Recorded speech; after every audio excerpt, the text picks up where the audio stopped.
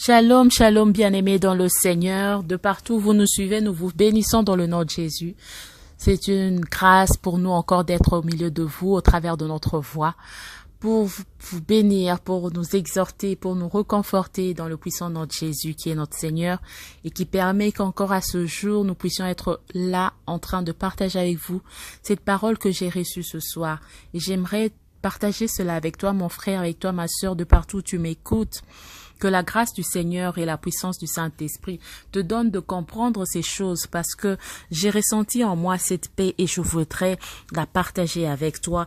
Toi qui es désespéré après avoir tout essayé, tu as épuisé toutes les voies de recours sans succès.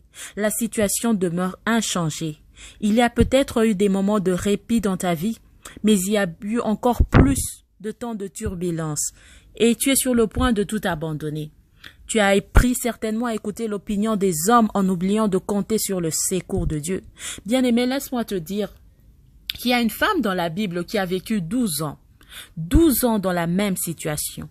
Nous allons lire cela dans Luc 8 à partir du verset 43. Luc 8 à partir du verset 43, nous lisons dans le nom de Jésus. Or, il y avait une femme atteinte d'une perte de sang depuis 12 ans et qui avait dépensé tout son bien pour les médecins sans qu'aucun n'ait pu la guérir. Elle s'approcha par derrière et toucha le bord du vêtement de Jésus. Au même instant, la perte de sang s'arrêta et Jésus dit « Qui m'a touché ?» Comme tous s'en défendaient, Pierre et ceux qui étaient avec lui dirent « Maître, la foule t'entoure et te presse et tu dis « Qui m'a touché ?»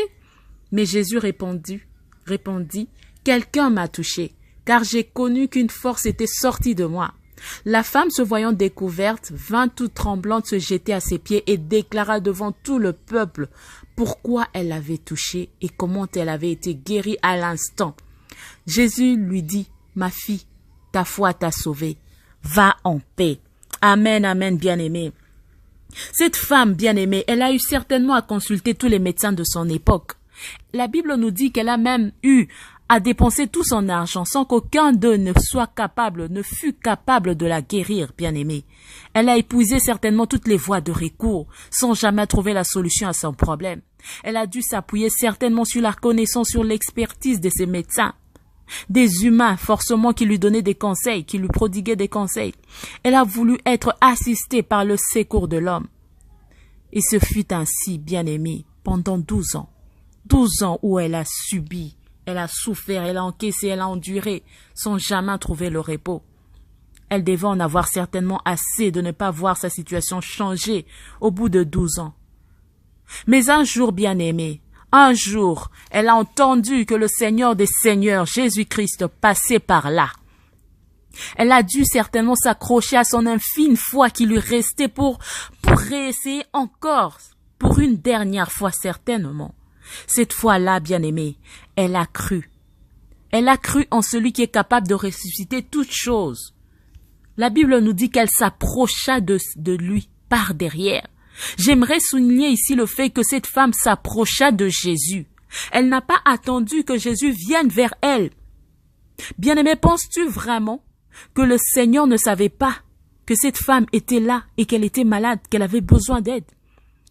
Moi, je crois en Dieu, je crois au Seigneur Jésus-Christ qui sait toutes choses et que rien ne lui est caché.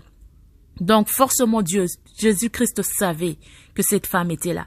Mais la Bible nous dit, bien aimé, dans Jacques 4, 8, « Approchez-vous de Dieu et il s'approchera de vous. » Lorsque nous continuons, il dit, « Nettoyez vos mains, pécheurs, purifiez vos cœurs, hommes irrésolus. » Mon frère, ma sœur, c'est à nous de nous approcher de Dieu, de nous humilier devant sa présence, devant sa toute-puissance, devant sa majesté, de reconnaître en nous-mêmes que nous sommes rien sans lui, que nous ne pouvons rien faire sans lui, bien-aimé dans le Seigneur. Alléluia. Bien-aimé, j'aimerais nous encourager ce soir. Toi qui es vraiment sur le point de tout abandonner, toi qui te dis qu'il n'y a plus rien, il n'y a plus d'espoir pour toi, accroche-toi, approche-toi de lui. Sens ta misère, bien-aimé, sois dans le deuil et dans les larmes, que ton rire se change en deuil et que ta joie en tristesse se change en tristesse. Humilie-toi devant le Seigneur, humilie-toi et il t'élèvera au temps convenable. Le Seigneur t'élèvera, bien-aimé. Accroche-toi encore. Dieu est capable de mettre fin à cette situation qui te dérange depuis si longtemps. Et ce, de manière instantanée. Si cette femme a été guérie à l'instant qu'elle toucha le pan de vêtement de la robe, moi je pense que Dieu est capable de mettre aussi un terme à cette situation qui te dérange, mon bien-aimé, ma bien-aimée. Il nous a aimés le premier. Voilà pourquoi. Ce n'est pas nous qui l'avions aimé en premier. Il est tellement bon, il est tellement grand, il est tellement puissant qu'il nous laisse, à toi et à moi, mon bien-aimé, ma bien-aimée, le choix de lui faire confiance, ce choix de nous approcher de lui, ce choix de compter sur lui. Aujourd'hui, j'aimerais te dire, reprends courage, bien-aimé, compte sur le Seigneur. Car oui, car les ténèbres ne régneront pas toujours. Non, bien-aimé dans le Seigneur, les ténèbres ne régneront pas toujours. Il y aura un moment où tout va s'arrêter. Si tu n'abandonnes pas la foi, oui, je sais, c'est difficile. Tu souffres, je te le concède, mais ne lâche pas. Espère encore. Accroche-toi à cette petite foi qui demeure, qui brûle encore au-dedans de toi. Accroche-toi, bien-aimé dans le Seigneur. Et si comme Jonas, tu as eu à t'éloigner de la volonté de Dieu, et que ce poisson a eu à t'avaler, alors bien-aimé, fais aussi comme Jonas, qui s'est humilié dans le ventre du poisson. 3 jours et 3 nuits. Il a confessé sa délivrance, bien-aimé. Jonas ne s'est pas lamenté. Il a confessé sa délivrance. Lorsque tu lis le livre de Jonas, tu le verras. Et tu comprendras de quoi je parle. Dans sa douleur, dans sa souffrance, dans cette prison, dans le ventre du poisson, dans le noir. Jonas confessait. Il a dit, j'ai invoqué le Seigneur dans ma détresse et il m'a secouru. Bien-aimé dans le Seigneur, Dieu parlera à ce poisson qui te vomira sur la terre ferme. Parce que oui, dans le ventre du poisson, Jonas était dans une mer agitée. Mais lorsque le poisson le vomit, il l'a vomi sur une terre ferme, bien-aimé. Tu quitteras ce ventre de poisson dans une mer agitée pour la terre ferme. Fais confiance à Dieu. Comme Job, tu diras, mais je sais que mon Rédempteur est vivant, et il se lèvera le dernier sur la terre. Ah oui, quand ma peau sera détruite, il se lèvera. Quand je n'aurai plus de chair, je verrai Dieu. Quand je le verrai, oui, je le verrai, et il me sera favorable. Mes yeux le verront, et non ceux d'un autre. Mon âme languit d'attente au-dedans de moi. Amen, amen, bien-aimé dans le Seigneur. J'aimerais t'encourager à reprendre force. T'encourager à espérer encore, à chercher au-dedans de toi le secours qui vient de l'Éternel. Car le secours de l'homme n'est que vanité. Cette femme à la perte de sang, elle n'a pas attendu que l'on lui dise de s'approcher de Jésus. Elle a résolu elle-même de le faire, bien-aimé.